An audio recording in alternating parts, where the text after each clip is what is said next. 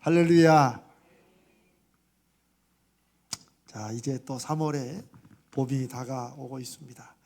자, 오늘은 이제 광야 벗어나기라는 그런 주제로 2월달 나눈 주제의 마지막인 우리가 심리적인 광야가 있고, 그 다음에 또 뭐가 있어요? 우리 관계 광야가 있죠. 그래서 오늘 마지막으로 이제 물리적인 광야, 물리적인 환경에서 우리가 어떻게 벗어날 수 있는가, 벗어나야 되는가 하는 것을 말씀을 나누겠습니다. 이 물리적인 광야가 심리적인 마음속에 있는 우리의 어떤 광야 같은 함정, 이것과 우리가 지난주에 나눈 것처럼 어떤 관계로 인한, 관계가 얽힌다든지 관계에 매인다든지 이런 심리적 관계의 광야와 물리적 광야가 다른 점이 무엇일까? 그것은 심리적 광야나 관계의 광야나 우리가 안 되는 것 같지만 사실은 우리에게 그 주도권이 있고 우리가 우리 스스로의 힘으로 벗어날 수 있는 것들이 많아요. 우리가 지난 주일에 관계에서도 그랬죠. 관계에서도 우리가 가령 목사님 어떻게 부모 자식 관계를 끊어요? 그래서 제가 그랬죠. 그걸 끊지 못하면 예수님께서 부모나 형제를 버리지 않고는 하나님 나라에 갈 수가 없다고도 말씀하셨는데, 끊지 못하면 어떻게 하라고요? 일단 멀어져라. 멀어지기라도 해라. 제가 실제 있는 예들이 많은데 제가 그냥 간단하게 말씀을 드렸죠. 하나님의 자녀로서의 존귀함과 우리를 위해서 하나님의 아들까지 보내주셔서 하나님의 자녀로 불러주신 그 하나님의 마음을 생각하면 우리가 묶이고 매여 있을 수 있는 것이 없다, 그런 말씀을 드렸죠. 그런데 그런 것과 이 물리적인 환경, 이것은 좀 다를 때가 있죠. 왜냐하면 심리적이거나 관계의 문제나 함정들, 이런 광야 같은 것들은 우리가 우리 힘으로 끊든지 이겨낼 수 있는 게 있지만, 예를 들어서 경제적인 상황, 어떤 경제적인 여건은 우리가 개인이 힘을 쓴다고 안 될 때가 많지요. 여러분 그렇죠?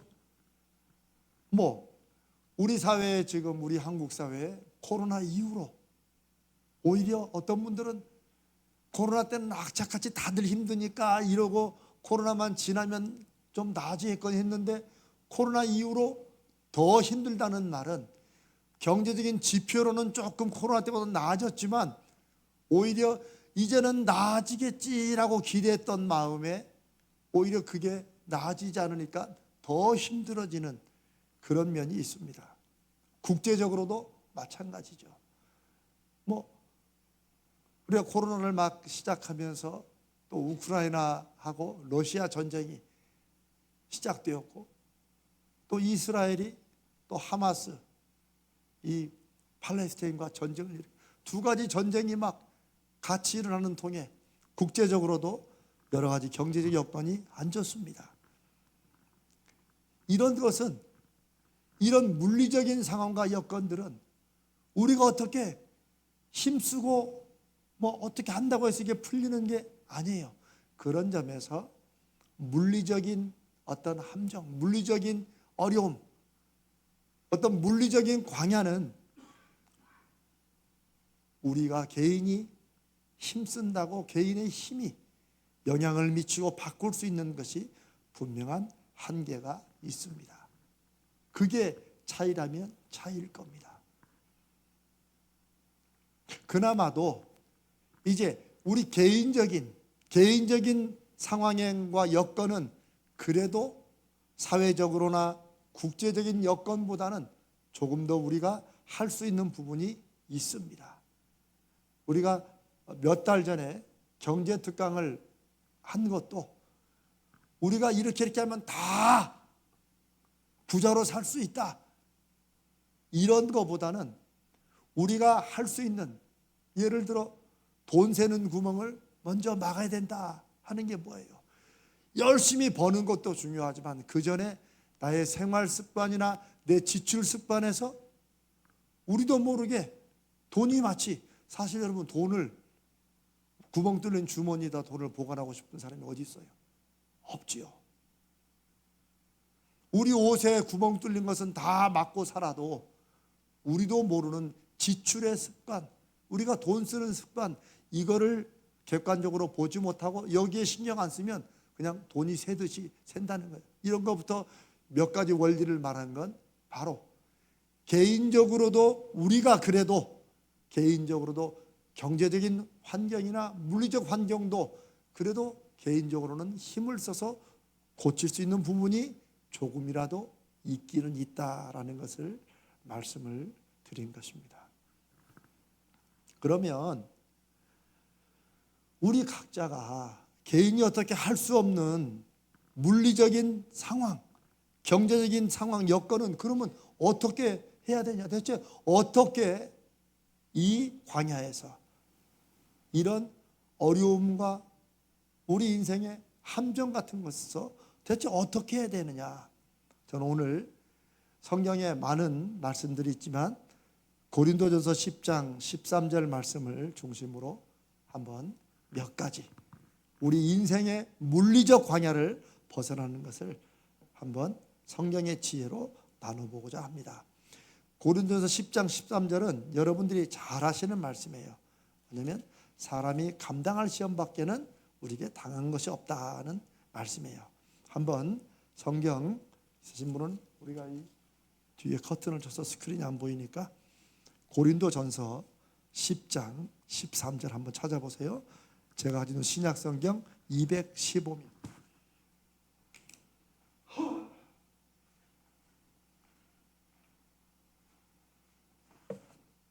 제가 요즘에 이 목이 계속 가래가 끓고 지금 제가 요즘에 커피도 좀 아예 끊고 안 마시고 좀 그러고 있습니다. 조금 불편하셔도 여러분 이해해 주시길 바랍니다.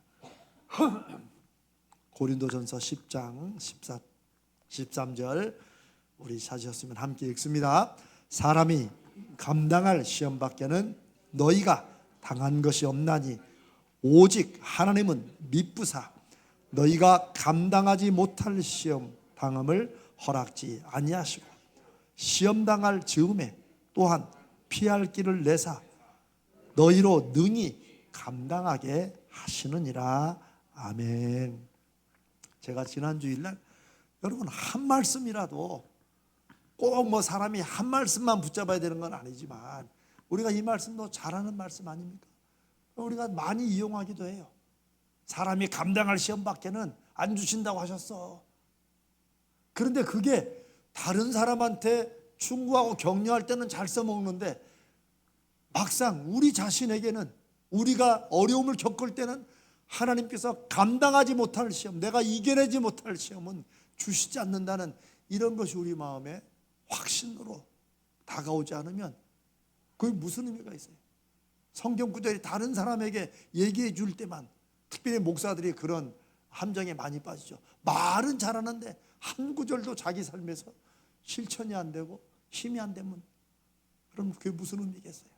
그래서 저도 지난주일 말씀을 나누고 또 계속해서 한 말씀이라도 그때 말씀이 좀 달라지더라도 말씀이 내가 한 결정, 내가 내리는 어떤 행동, 여기에 이유와 원인과 근거가 되게 하자. 이게 믿음으로 사는 것이라고 그랬죠. 오늘은 이 고린도전서 10장 13절 말씀을 잘 아는 것 같지만 조금 더 세밀하게, 특별히 우리가 어쩔 수 없이 그냥 살아가야만 되는 것 같은 물리적 환경에서 우리가 어떻게 해야 되느냐 하는 것을 이 말씀 중심으로 보겠습니다. 먼저 사람이 감당할 시험 밖에는 너희가 당한 것이 없다. 감당할 시험이라는 말이 두 번 반복되지만 이 첫 번째 사람이 감당할 시험 밖에는 너희가 당한 것이 없다. 먼저 여기서 시험이라는 말은 전에 우리가 한번 말씀을 나눴지만 시험은 테스트가 있고 템프테이션, 즉 진짜 어려운 시험, 시련이 있고 또 하나는 유혹이 있다고 말씀을 드렸어요. 성경에 말씀을 드렸어요. 근데 여기 이 구절은 사실은 어때요? 시련일까요? 아니면 유혹일까요? 사실은 유혹이에요, 유혹. 그러니까 너희가 감당할 수 있는 유혹, 물론 유혹이 내가 꼭 심적으로 이렇게 속아서 가는 것도 있지만 또 미혹이라고 있죠. 내가 깜빡 속는 거 있죠. 이런 것을 포함하는 거예요. 그런데 이제 전통적으로 또 제가 여러 성경들을 찾아보니까 영어 성경이든 우리말 성경 여러 부분이 다 유혹이라는 것도 유혹으로 번역하기도 했고 또 이것을 시련으로 번역하기도 해요. 근데 저는 큰 차이는 없다고 봅니다.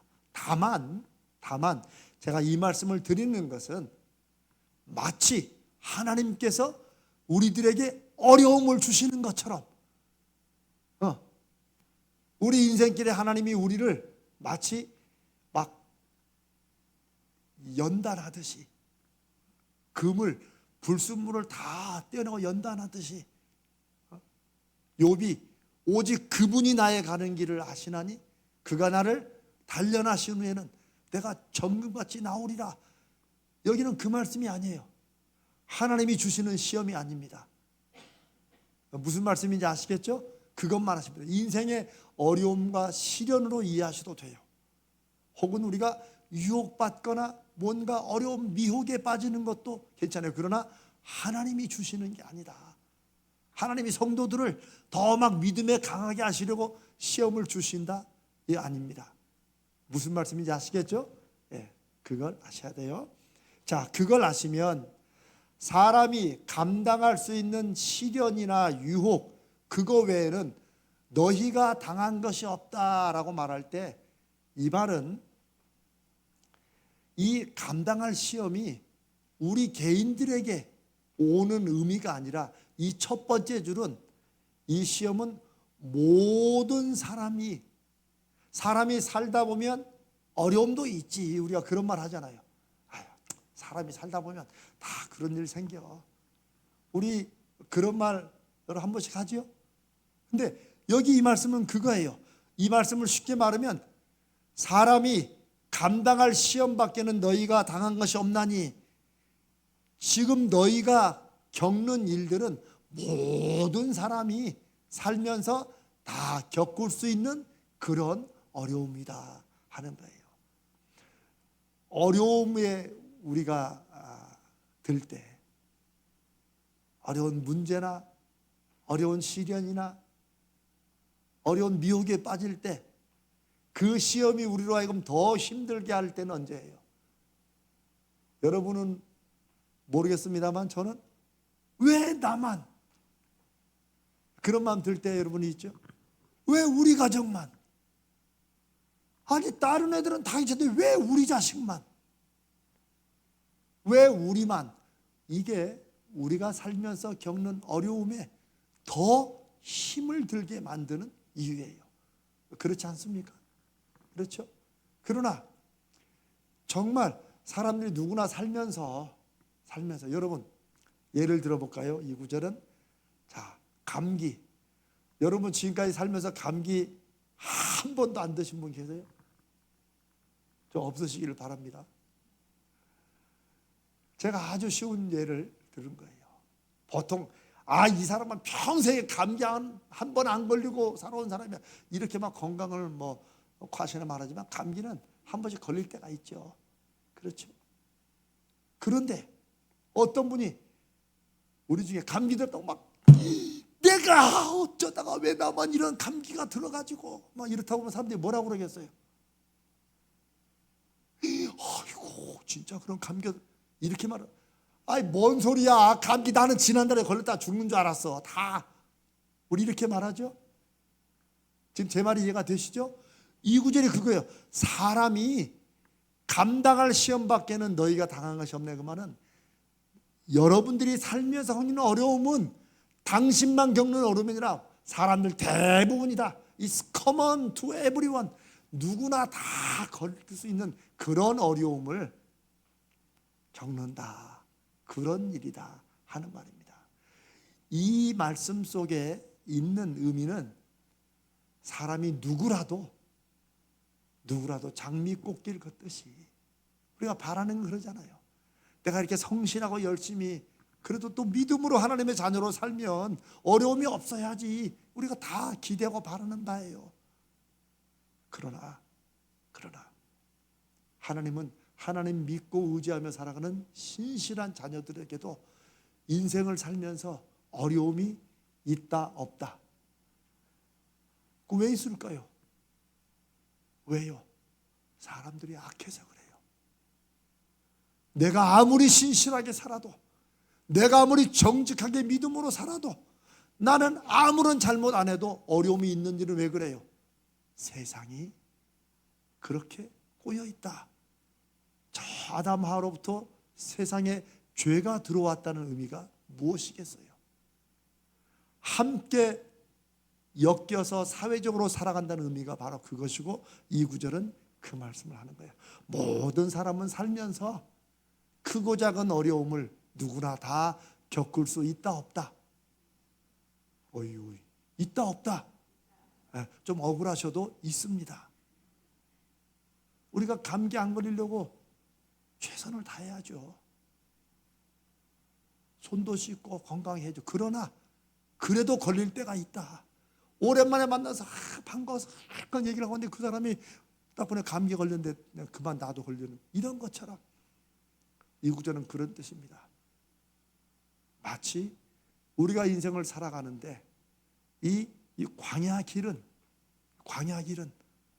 영원히 걸어갈 길이에요. 이게 통과하는 길이에요. 통과하는 길입니다. 그리고 통과하는 길이라고 하는 것을 우리가 분명히 알아야 돼요. 마치 광야에서 영원히 뱅뱅뱅 돌 것처럼 살거나 그냥 광야에 사는 것을 더 좋아서 살아서는 안 된다는 거예요. 예수 믿고 사는 사람들은 그 하나님 의지하고 인생의 어려움과 시련의 광야길을 걸어도 이게 영원히 지속되는 게 아니고 이게 빨리 벗어나야 될 길이다.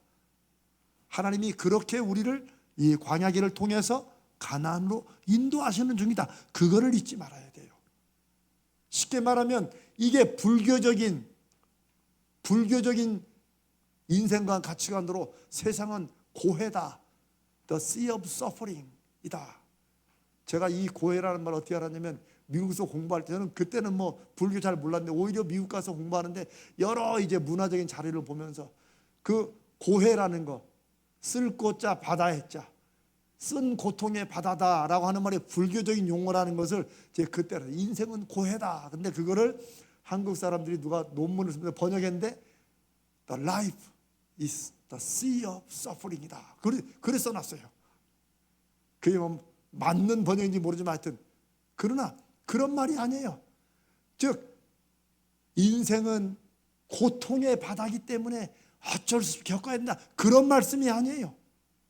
다만 우리가 이 광야길을 통과하는 중이고 이 광야는 어쩔 수 없이 영원히 살아야 되는 이런 것으로 생각하지만 이 광야는 어디를 가는 거다?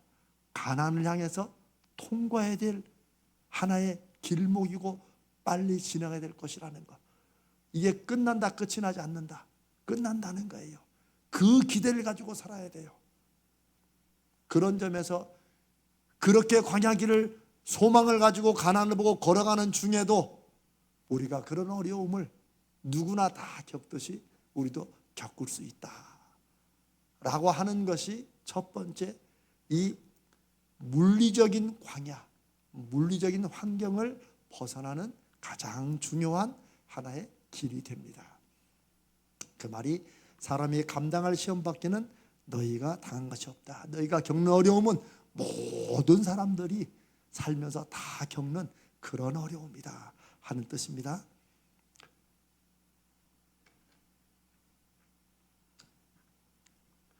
여러분, 이와 비슷한 말씀들이 성경에 여러 가지 있지만 마태복음 13장에 보면 여러 비유가 나오죠. 하나님 나라에 대한 비유가 나오는데 그 중에 하나, 씨 뿌리는 자의 비유로 알려진 농부가 씨를 뿌리는, 우리가 지난번에 한번 잠깐 말씀을 나눴습니다만 13장 22절에 보면 가시떨기에 뿌려진 씨앗 얘기가 나와요. 이 가시떨기에 떨어진 씨앗은 뭐예요? 가시떨기에 가시덤불에 씨가 뿌려졌다는 것은 뭐 인생의 여러 가지 재리, 즉 물질적인 것에 대한 염려와 근심으로 유혹 때문에 씨앗이 자라서 쭉 크다가 무엇에 막혀요? 가시덤불이 막는 것처럼 우리가 믿음의 열매를 맺기 위해 신앙생활을 하지만 쭉 크는 듯 하다가 결정적으로 열매를 맺지 못하는 이유는 뭐 때문에 그래요? 물리적인 환경에 매여서 우리가 거기에 너무 인생에 먹고 사는 문제나 근심에 매여 있든지, 혹은 우리의 유혹, 우리가 유혹받아서 우리가 결국은 씨앗이 줄기를 내고 자라지만 더 자라지 못한다라는 밭의 의미를 얘기를 합니다.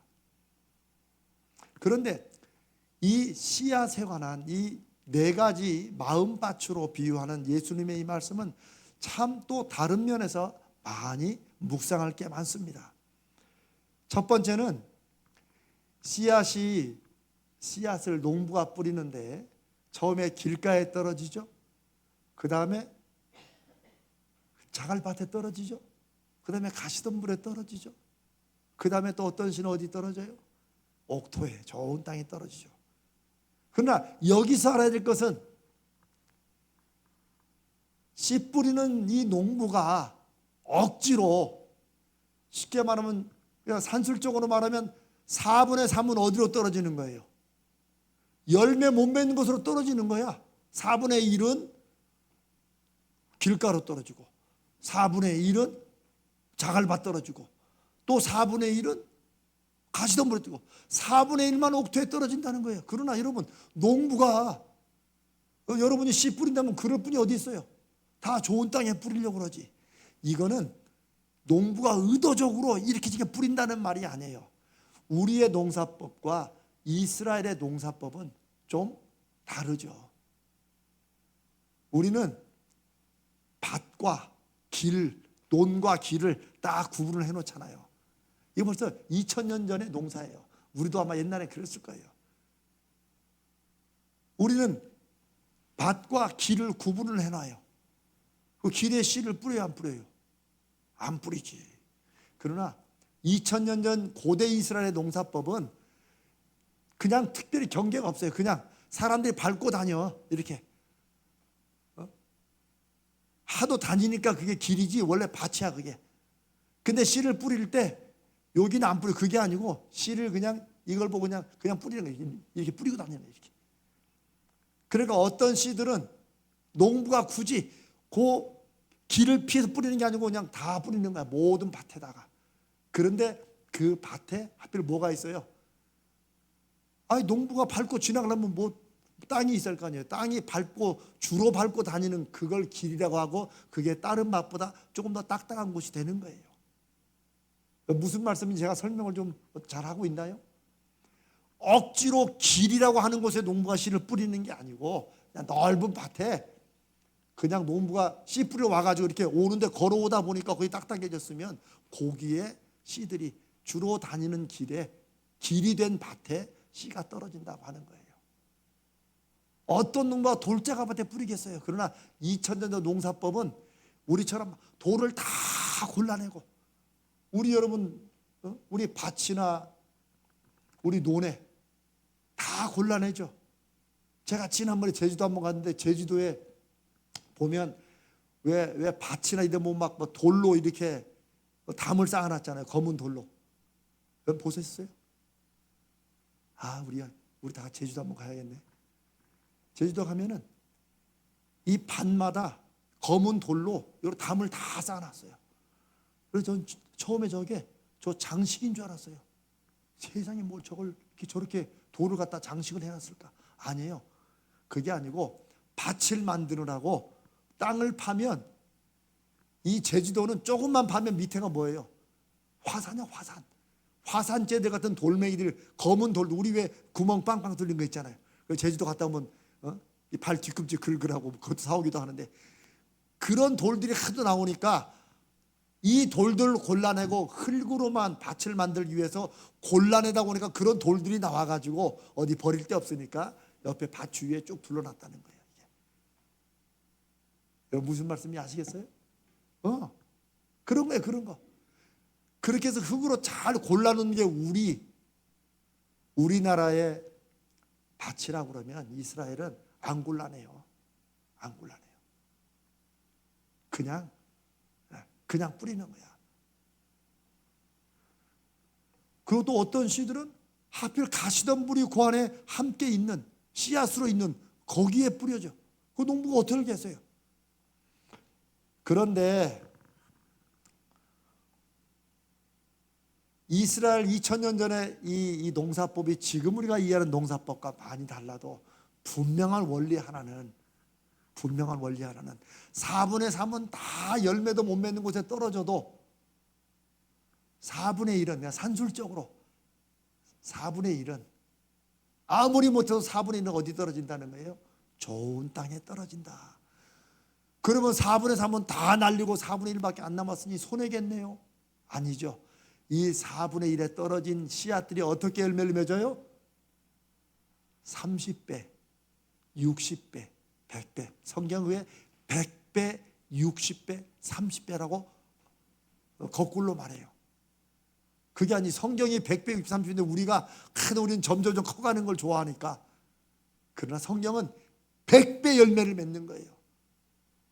여러분 4분의 3 날리고 4분의 1로 100배 하면은 이거 농사 할 만합니까? 당연히 할 만하죠. 그렇죠. 100배 열매를 맺고 조금 부족해서 60배를 맺고 아무리 안 돼도 몇 배? 30배를 맺는다. 이게 성경이 말한 100배, 60배, 30배인데 우리는 하도 그걸 점점 커지는 걸 좋아해서 30배, 60배, 100배로 보지만 아니에요. 성경은 그러면 100배를 맺어. 그게 엄청난 수확을 얻는다는 말씀이에요. 그게 좀 안 돼도 60배야.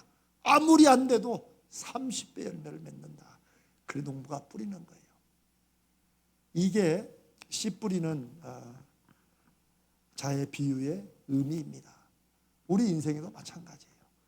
인생에 우리가 걸어야 될 물리적 환경의 시련과 어려움이 있지만 그 시련과 어려움이 우리의 인생의 전부의 길을 다 살 수 없는 곳, 살아봤자 후회만 하는 곳으로 그렇게 만드시느냐? 그렇지 않다는 것입니다. 그렇지 않습니다. 하나님이, 농부신 하나님이 의도적으로 우리에게 씨앗을 막 그렇게 힘들고 열매 맺지 못하는 쪽으로 그렇게 우리를 뿌리시고 인도하시는 게 아니라는 거예요. 그러나 우리 인생에서 어떤 좋은 열매와 목표와 성취를 위해서 어려움을 겪는 것이 일부분은 당연한 것처럼 받아들인 것처럼 우리의 신앙생활의 열매도 마찬가지라는 거예요. 자, 그 다음에 이제 두 번째 구절을 봅시다. 그런 인생길이지만 모든 사람이 살면서 겪는 다 그런 어려움을 우리도 겪는 그런 어려움에 있지만 두 번째 구절은 오직 하나님은 어떠시다고요? 미쁘시다. 여러분 미쁘시다는 말 뜻 잘 아시죠? 미쁘시다는 말이 무슨 말이에요?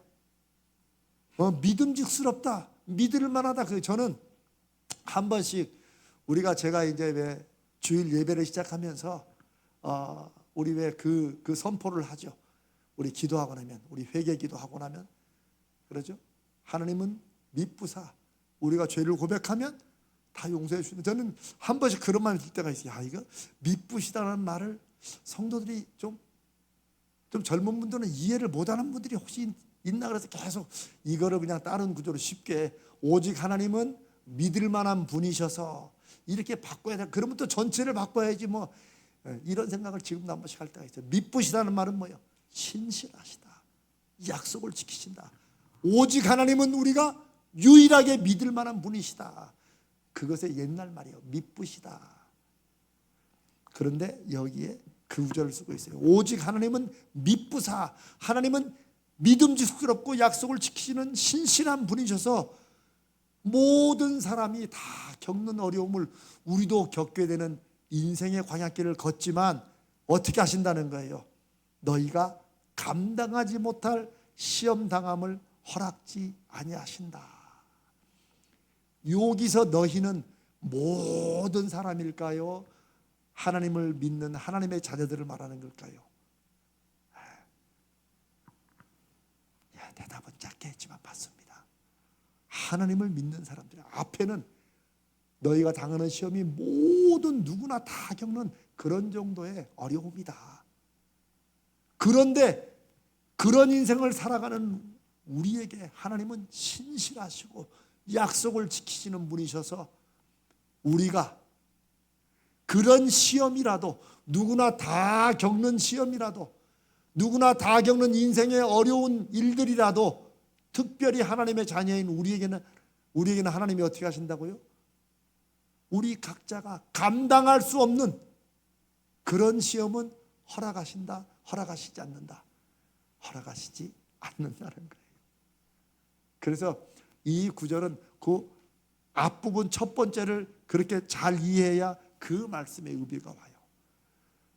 믿는 사람들은 다른 사람과 다 비슷하게 똑같이 어려움을 다 인생 사는 것이 그러려니 하고 다 겪는 것이 특별하게 나만 왜 그런 시험은 우리 인생에 없습니다. 그런데 모두가 다 살면서 겪을 만한 우리 흔히 말하는 대로 가정마다 다 눈으로 보는 것처럼 다 보이는 게 아니에요. 가정들마다 나름대로의 힘들고 어려움이 있어요. 물질적인 어려움이 있으면 또 다른 데는 관계 어려움이 있고 또 다른 데는 깊은 마음의 어려움, 여러 가지가 다 있는 거예요. 그게 인생의 길이라고 해도 하나님은 하나님의 자녀들에게 어떤 신실한 약속을 지키시느냐, 그럴지라도 각 사람들마다 도저히 감당할 수 없는, 남들도 다 겪는 것이라고 해도 도저히 그 사람은 감당할 수 없는 그런 일들이 있는 것을 하나님이 아신다는 거예요. 아멘. 너희가 감당하지 못할 시험은 하나님이 그냥 그렇게 겪고 그 시험에 눌려 쓰러지도록 그렇게 내버려 두시지 않는다는 말입니다.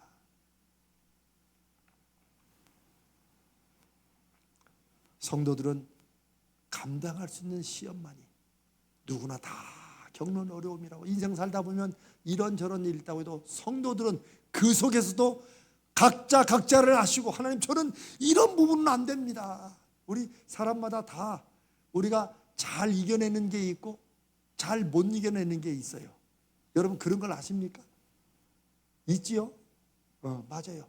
어떤 사람은 아주 다른 건 모르는데 이 관계가 한번 틀어지면 정말 못 참는 분이 있어요. 어떤 분은 다른 건 다 이기는데 너무 물질적으로 힘드니까 이것을 견디지 못하는 분이 있고, 어떤 분은 관계 건목은 다 이기잖아. 자기 마음에 깊은 상처나 소위 말하는 트라우마 때문에 각자가 다 달라요. 그런데 하나님이 그걸 아십니까? 모르십니까? 아신다는 거예요. 그래서 이거를 그냥 평균적으로 하시는 게 아니고 각자 각자의, 하나님은 우리 각 사람을 아시고 너희들 각자가 감당할 수 없는 시험은 하나님이 주시지 않는다. 하나님이 우리를 아신다는 거예요. 그게 우리가 믿고 의지할 하나님은 미쁘신 분이시다, 하나님은 신실하신 분이시다라는 것의 의미인 줄 압니다. 아멘. 그 다음에 제일 마지막 구절, 그런 시험 당함을 허락지 않으실 뿐 아니라 또 이게 마치 꼭 이게 물고기 잡는 것과 똑같아요. 이게 투망을 딱 쳤는데 요 사이로 시험이 마치 하나님이 감당 못하게 하셨는데 그 사이로 쏙 빠져나가가지고 어려움이 우리에게 혹시라도 또 올 때가 있다, 이런 느낌으로 우리가 생각하면 돼요. 시험 당할 즈음에 하나님이 허락하지 않았는데 그 시험이 어떻게 돼요? 그래도 또 그런 어려움이 자기가 볼 때는 하나님이 나를 너무 세게 생각하셨나? 저는 이거 감당 못하는데. 그럴 때 있죠. 하나님은 그 정도는 감당할 거라고 생각해서 하나님이 허락하시고 하나님의 주권 아래 두셨는데, 또 개인적으로는 이제 자라보고 놀란 가슴이 소뚜껑 보고 놀란다고, 나는 이제 이거 아주 지긋지긋해서 이제 더 이상 감당 못합니다, 이런 게 있어요. 그럴 때쯤에 마지막 구절은 시험 당할 즈음에 또한 피할 길을 내사 너희로 능히 감당하게 하신다. 이 말씀이, 요 세 번째 구절이 시험 당할 즈음에, 그 말은 시험은 시작되기도 전에 그 말이 아니고, 시험의 시작보다는 우리가 그런 시험에 들어서 어려움에서 조금 받는다 해도 오히려 여기에 강조점은 그 시험 때문에 하나님이 막아준다고 했는데 나는 감당 못하는 시험인데 왜 이걸 감당 못할 만큼 이거 주십니까 해서 우리가 푹 쓰러지기 전에, 자포자기하기 전에, 우리가 스스로 시험 들어 넘어가기 전에 이렇게 이해하시면 됩니다. 시험 당할 즈음에, 그 시험이 이제 힘들어서 마음이 하나님 앞에 좀 힘들어지고 하나님과 멀어질 그런 때쯤에 하나님이 뭘 주신다고요? 피할 길을 주신다. 유혹이면 아이고 하마터면 넘어갔네 해서 딱 정신을 차리고 빠져나갈 길을 주시고, 어려운 시련이면 그 시련에서 이겨낼 수 있는 힘을 더 주시고, 그것에서부터 무너지지 않고 솟아날 그런 힘을 주신다. 이 고린도전서 10장 13절은 그런 면에서 크게 이렇게 세 부분으로 나누면 하나님은 감당할 수 없는 시험은 주시지 않는다는 말씀을 더 깊이 이해할 수 있습니다. 제가 오늘 이 말씀을 나누는 것은 우리가 가난을 향해서 일어나 빛을 발하기 위해서 우리가 올해 이 광야길을 이제 열심히 달려간다고 할 때 우리에게 여전히 있는 물리적인 환경과 어려움이 있을 수 있습니다. 그런데 그 일들이 나만 겪는 것이 아니다. 사람은 다 인생에서 나름 정도의 어려움을 겪는다. 또한 두 번째는 하나님은 신실하셔서 우리가 심리적으로 마음이 괜히 약해져가지고 다리가 후들거리고 혹은 마음에 실망감으로 또 이런 게 나한테 해서 주저앉지만, 하나님은 절대 우리가 감당하지 못할 시험은 하나님이 주시지 않는다. 왜? 모든 인생의 일들은 하나님의 주권 아래 있다. 그리고 마지막으로는 그런 일들이 실제 일어날지라도 하나님이 피할 길을 이렇게 주신다. 그러니까 우리가 할 일은 뭐예요? 정신 차리고 스스로 자포자기하지 말고 하나님이 주시는 피할 길을 빨리 찾아야 돼요. 그 전에 누군가 이런 말씀을 하셨어요. 왜 옛날 얘기죠. 여름철에 보면 이제 논두렁에 이렇게 좀 푹 파진 데가 조금 있죠. 이렇게 깊이 파진 거 아니고 파진 데인데 거기에 개구리들이 몇 마리 들어 있더래요. 근데 이제 거기 막 마차도 다니고 막 달구지 다니고 이러니까 그 개구리들이 모르겠다 밟혀 죽을까봐 이렇게 손으로 하긴 그렇고 삽으로 이렇게 해가지고 개구리들한테 이 삽 올라타라고. 왜? 여기 올라타면 거기서 빼내가지고 개구리는 못 빠져나오니까 빼내가 딴 데로 옮겨주려고 이렇게 한다는 거예요. 그러면 그 개구리가 그 삽을 우리의 구원의 길이구나라고 알겠어요? 그 위협으로 알겠어요? 당연히 위협으로 알겠죠. 그 예를 하면서 왜 예수님이 하나님의 아들이 왜 사람으로 오셨겠냐 그 얘기를 하는 거예요. 하나님이 하늘로부터 삽자루를 내밀어도 우리 인간은 우리 심판하시는 것으로 알고 다 삽을 피해서 삽을 이리 타라니까 이렇게 해도 개구리가 삽을 피해 가지고 다니느라고.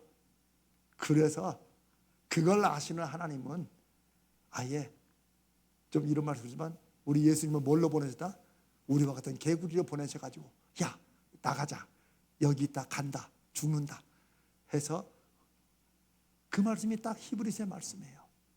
그분은 우리와 똑같이 시험을 겪고 어려움을 겪으셨지만 죄가 있으신 분은 아니다. 우리를 아시는 분이다. 바로 그거예요. 그러니까 눈을 뜨고 정신 차리면 하나님이 주시는 피할 길을 우리가 볼 수 있고 알 수 있고 깨달을 수 있다는 거예요. 힘이 되고, 그게 말씀이 우리에게 힘이 된다는 거예요. 내 말이 너희 안에 거하면, 이 말은 무슨 말이에요? 어떤 시험과 어려움 중에도 하나님의 말씀의 약속이 우리 안에 있으면 뭐예요? 무엇이든지 원하는 대로 구하라, 그러면 이루어진다. 이 땅에서 가질 수 없는 구원의 길, 피할 길, 벗어날 길을 볼 수 있고 잡을 수 있다는 거예요. 무엇이 그렇게 우리 눈을 열어줘요? 주님의 말씀이. 네, 그 말씀이에요. 오늘도 그 말씀입니다. 시험 당할 즈음에 피할 길을 주신다. 근데 피할 길을 못 보는 사람도 있죠. 미리 포기하는 사람. 아이고, 예수 믿는다고 뭐 되겠어. 미리 하나님에 대한 기대를 아예 끊는 사람은 하나님이 길을 열어주신다는들 그 길을 볼 리가 없죠. 이런 많은 비슷한 얘기를 많이 해봤죠. 사방문이 닫히면 어디를 바라보나? 위를 바라보면 천장문이 열려있다. 다 이런 비슷비슷한 얘기예요. 다 귀로 들을 때는 그러려니 좋구나 하고 지나가지만 막상 우리가 닥치면 우리는 계속 닫힌 문에다 그냥 머리만 찍고 그냥 거기서 주저앉지, 다른 길을 하나님이 피할 길을 주신다. 그러면 이 말씀이 오늘 여러분에게 오십니다. 하나님 앞에 인생의 광야길을 걸어가면서 어려움이 있어 하나님 앞에 피할 길을 주시라고. 왜 약속해놓고 안 주시냐고. 제가 못 보면 눈을 열어주시라고, 제 귀를 열어서 듣게 해주시라고, 그렇게 기도될 줄로 믿습니다. 아멘. 그게 말씀을 의지하고 산다는 거예요. 그냥 두리뭉술하게 가면 힘도 안 나고 지혜도 없어요. 그러나 이런 말씀, 하나님 피할 길을 준다고 했는데 하나님 저를 너무 대단하게 생각하니까 저는 이런 시험 감당 못합니다. 제가 예전에는 그렇게 기도했다니까, 하나님 저를 너무 크게 보시는 것 같습니다. 그래서 제가 요즘에도 계속 하나님 저 믿음 없는 거 아시죠? 맨날 하나님을 막 협박하고 그래요. 저 믿음 없는 거 아시죠? 왜? 말씀의 약속을 믿기 때문에. 오늘 사랑하는 여러분들에게도 그런 말씀의 약속에 대한 확신이 있으시기를 바랍니다. 이제 간단하게 교훈 몇 가지를 살펴보겠습니다. 첫 번째, 물리적 환경, 물리적 광야를 벗어나는 길은 인생을 살아가는 우리에게 그냥 포함되어 있는 부분이다. 왜 나만? 이게 우리로 하여금 다른 사람도 나름대로 겪는 인생의 어려움에서 우리만 더 힘들게 만드는, 우리 스스로 우리를 무너뜨리게 만드는 것이다. 왜 나만? 아니요. 말을 안 했지, 사람은 각자 나름대로 다 어려움이 있다. 그게 첫 번째입니다. 두 번째는 견뎌내야 된다. 이겨내야 된다. 왜? 이게 우리 인생의 전부가 아니라 광야는 가나안으로 가기 위한 통과다, 잠시다, 지나가는 길이다. 우리에겐 더 큰 목표, 표대를 향해 나아가는 그런 것이 있기 때문에 광야가 지금 힘들다고 이게 전부라고 하지 말아야 된다. 제가 오늘 새벽에 비교하는 것을 말씀을 나눴어요. 제가 이번 주일날 사랑에 관한 말씀을 제가 준비하면서 마침 또 이 주제가 비슷해서, 성도들로 하여금 모든 사람에게 견디기 힘들게 하는 건 비교 때문에 그래요. 비교. 성경에서 특별히 물질과 관련해서 스스로 족하는 마음, 스스로 만족하는 마음을 먼저 가져야 된다. 그 말은 예수 믿는 사람들은 그냥 그거 조금 가지고 그냥 만족하며 살아야 된다, 이런 말씀이 아니라는 거예요. 하나님이 아무리 주셔도 만족하는 마음이 없으면 항상 뭐가 나와요? 불평이 나와요. 왜? 불평은 어디서 나와요? 옆에를 보니까 나보다 더 큰데, 여기서 나오는 거예요. 자족하는 마음을 갖는 것이 신앙과 경건의 큰 유익이다라는 말씀은 우리가 하나님과 우리와의 관계로 봐야 된다는 거예요. 주시면 그것을 보고 주신 하나님께 감사하면 되는 것이지, 우리가 감사했다가도 안 감사해지는 때는 언제예요? 옆 사람을 볼 때야. 나는 이걸로 감사했는데 저 사람은 훨씬 크네. 그러나 자족하는 마음, 그것은 남과 비교해서 아유 그래 내 주제니까 이렇게 살아야지, 그건 절대 자족하는 마음이 아닙니다. 그건 오해하는 거예요. 그건 스스로를 비하하는 거예요. 그래 뭐 나 같은 것이 뭐 이 정도만 먹고 살아야지, 참아도 속에서 폭발하죠. 그건 자족하는 마음이 아닙니다. 스스로 족하는 마음은 누구 앞에서 가능한 거예요? 하나님 앞에서 이건 하나님이 주신 것이다라는 그 하나님만 바라볼 때, 다른 사람 바라보지 않을 때, 이게 감사한 줄로 믿습니다. 마귀는 자꾸 우리를 어떻게 할까요? 이렇게 안 보려고 했는데 저 말하니까 비교하는 순간 내 자녀가 그렇게 착했던 네 자식이 저놈을 시키는 다른 사람은 해외여행도 보내준다는데 나는 결국 제주도냐? 이렇게 나오는 거예요. 옆에 사람을 돌아보면 신앙은, 경건은 스스로 족하는 마음에서 나온다. 이건 우리는, 믿는 사람들은 그런 거 신경 쓰지 말고 그냥 좀 어렵게 살아도 그러려냐고 살아야 된다, 이런 말씀이 절대 안, 저는 절대 그런 걸 용납 못합니다. 그러나 하나님이 주시는 것에 감사함으로 받아들이지 못하면, 그런 믿음이 없으면, 하나님이 주시고 하나님이 이끌어 가신다는 확신이 없으면 우리는 스스로 지쳐요. 왜? 옆에 비교하느라고. 성경에는 그런 말씀들이 여러 군데 나와요. 이번 주일날 조금 더 나누겠습니다. 세 번째, 성도의 인생, 성도가 겪는 시험은 여전히 하나님의 주권 아래 있다. 그리고 하나님이 함께 하신다는 것을 늘 기억해야 된다. 이게 인생의 광야길을 걸어가는데, 광야에서 빨리 벗어나기 위해서 우리 성도들이, 저와 여러분이 꼭 기억해야 될 것입니다. 네 번째는 하나님은 반드시 피할 길을 주신다. 이겨낼 힘을 주신다. 보게 하시는 지혜를 주신다. 열어주시는 돌파구가 있다. 그걸 항상 기억해야 돼요. 하나님이 주셨는데 못 보든지, 하나님이 아직 안 주셨든지 우리가 붙잡고 매달리는 거예요. 그게 오늘 여러분과 함께 물리적 광야를 빨리 벗어나야 되는 그런 하나님의 말씀입니다. 끝으로 제가 우리가 기도 중에 묵상하고 또 생각해 봐야 될 교훈인데, 제가 여러 번 인용했지만 라이놀드 니버라는 목사님이 이런 기도한 것을 우리 인생에 이제 물리적 광야를 걸어가는 우리에게 이 말씀이, 이 기도 제목이 우리에게 기도가 참 좋은 것 같습니다. 제가 한번 조금 이 번역을 좀 살짝 바꿔봐서 한번 들어보세요. 주여, 우리에게 평정의 마음을 주셔서 바꿀 수 없는 것은 받아들일 수 있게 해 주시옵소서. 우리가 어떻게든 바꿀 수 없는 것들이 있어요. 그렇죠? 세계 경제 환경 어떻게 바꾸겠어요? 이건 어떻게 하라고요?